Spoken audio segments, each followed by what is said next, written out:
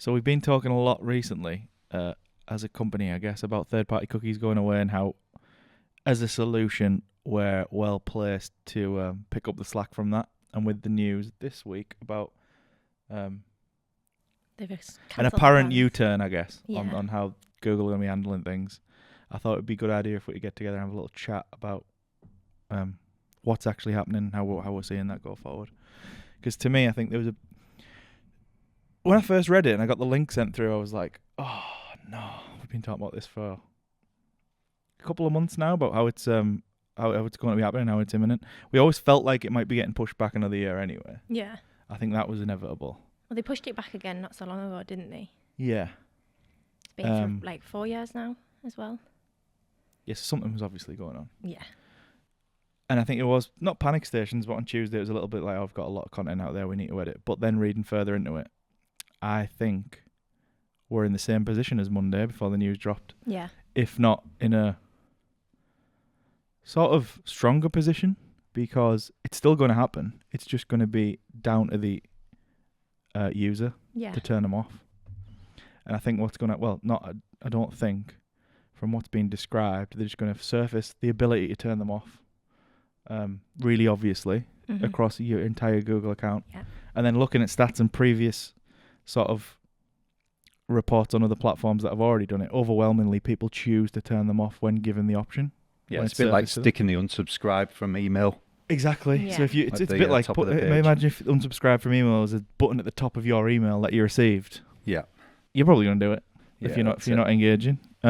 It's them trying to find a middle ground with it, aren't they? Well, they don't look like the bad guys to publishers. Yeah. They don't look like the bad guys to Amazon anymore. Yeah. And they're basically getting what they want, but turning around and saying, look, it's not us, it's the user, just doesn't want them anymore. I think it's going to show how quickly they can change things as well, and that we can't just be relying on. Yeah, that's the other thing. Yeah, absolutely. I think it's terrible news for online retailers overall, because I think the likes of your most prolific spender on Google, the likes of your Amazons, they've obviously lobbied for this, and they've probably held a lot of their funds, a lot of their budgets in check until they've got some kind of result on this. Yeah, exactly. And you've seen over the past 4 years the amount of market share that they've taken on Google Shopping.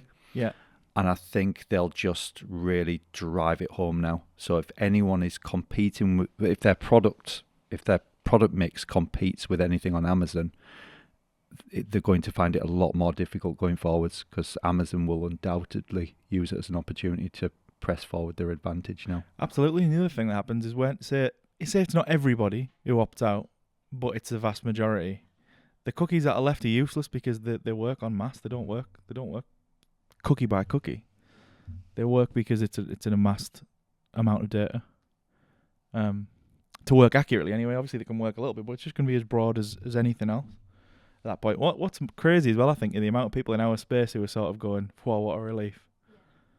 When it's like, I don't think you've read this properly. I don't think you're quite understanding what's going on. No, I think the same still stands, and you see it across a lot of the other browsers as well. They're already ahead of the game in terms of clamping down on cookies, and the net result is still the same thing. Retailers need to be taking charge of their own data, like winning their own first party data, getting greater insight into their customers, and using that data to help re-engage customers and increase sales. Well, I guess you're touching on Kelly's point a little bit there, is the fact that this can happen overnight, such a big shift too. Like, it's not the last time it's going to happen with it. I mean, we said it before when we were doing the webinars as well. We said, like, if you're relying on a platform like TikTok, like, there's countries where TikTok's just been, like, totally scrapped and blocked.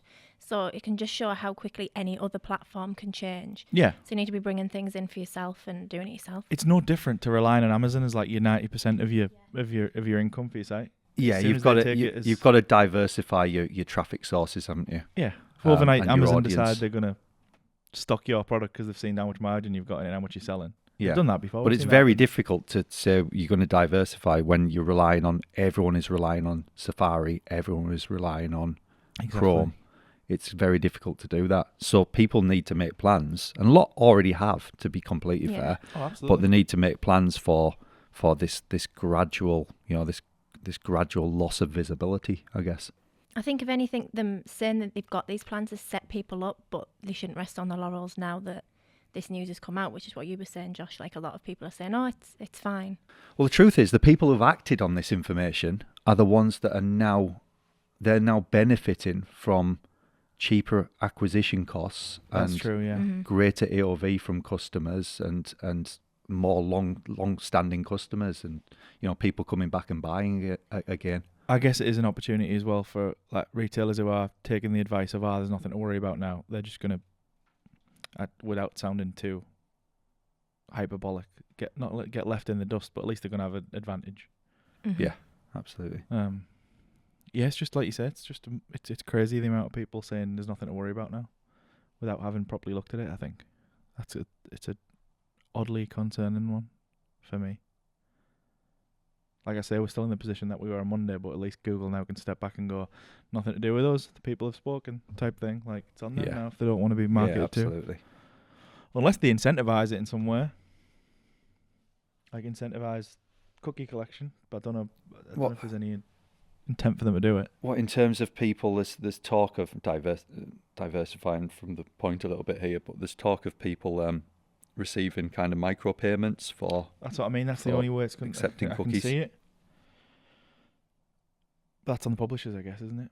And it's not like Google are going to be funding it unless they do.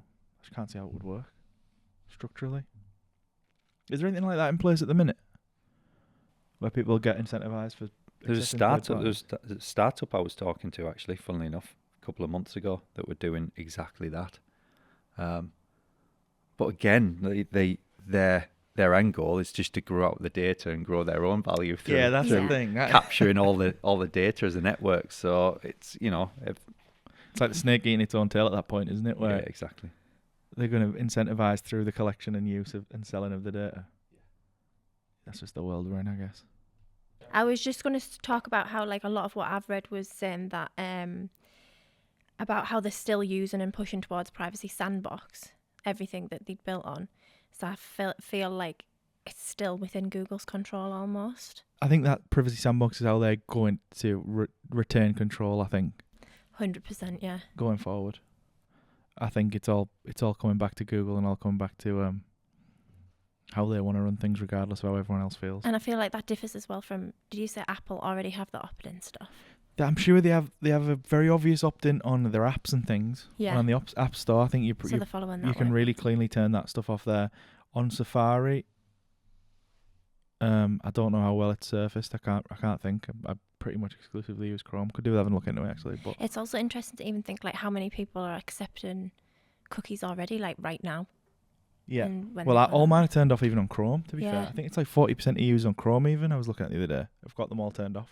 So if you're a bit more savvy anyway, you can dig in and do it. It's a bit, trying to think of an appropriate word. It is a bit of a mess about to do. Mm-hmm. But you can go in there. It means turning things off like YouTube watch history and YouTube recommendations. You stop getting That's that the thing. You start kind of, you can't stand it Yeah. affecting your own user experience. I know it's probably like 80% of it's useless and there for marketing to you and gathering information on you. I guess that's 20% is useful to you kind of thing. It is an incentive in itself. Like I don't get YouTube recommendations, for example, that are particularly relevant. I'll get just your standard Logan Paul and stuff like that. You're just back at the beginning with like I literally am at the beginning. It's mad, yeah. I truly am. Charlie bit my finger. Yeah, literally. Just get all that. Yeah, that is actually true. But I guess, again, it's incentive in itself. If you want to use the features, you're going to turn it on. Yeah. But how valuable the feature's going to be? Yeah. I guess we'll see. I guess we'll see.